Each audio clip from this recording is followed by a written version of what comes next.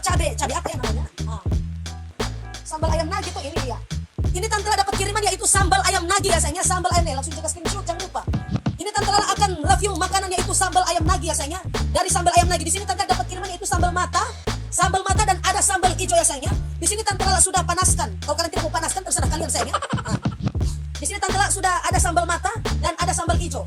Dan ini juga mereka juga jual topi ya sayangnya, yang ada di Shopee dan ada juga di Lazada atau Tokopedia. Kalian cari sendiri saya karena kalian itu sudah besar. Dan Tante Lala akan review untuk makan dengan nugget ya sayangnya, karena nugget ini nugget ayam. Oke, sebelum kita beralih ke tutorial untuk makan, kita jangan.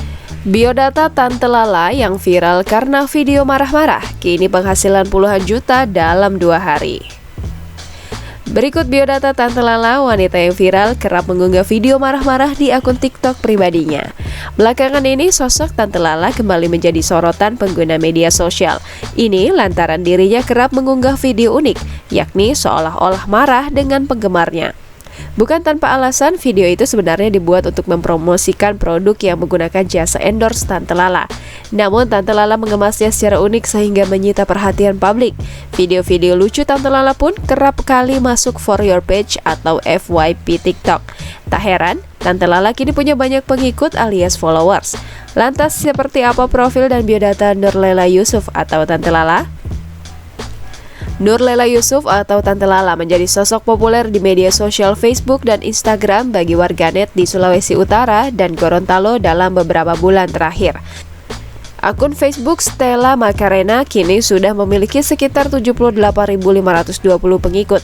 Warga lingkungan 3 Lalayang 1 Barat, Kompleks Masjid Azidin, Lorong Tuminting 1A ini memiliki banyak fans fanatik dari berbagai daerah.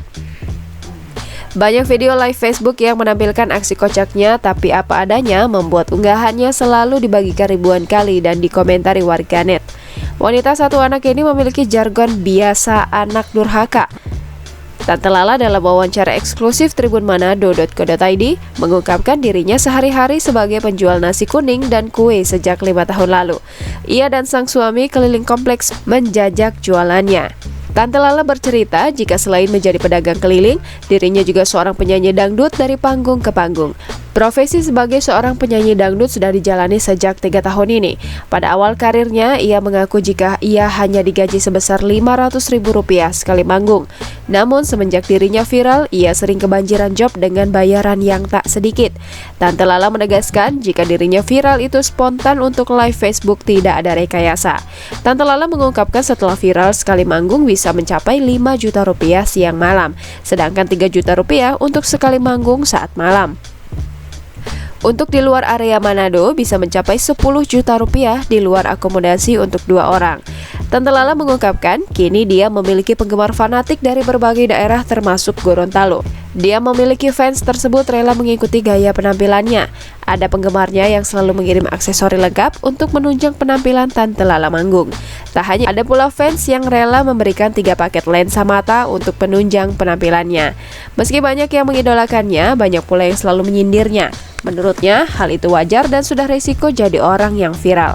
Meski demikian, sang suami pun memberikan dukungan 100% untuk sang istri.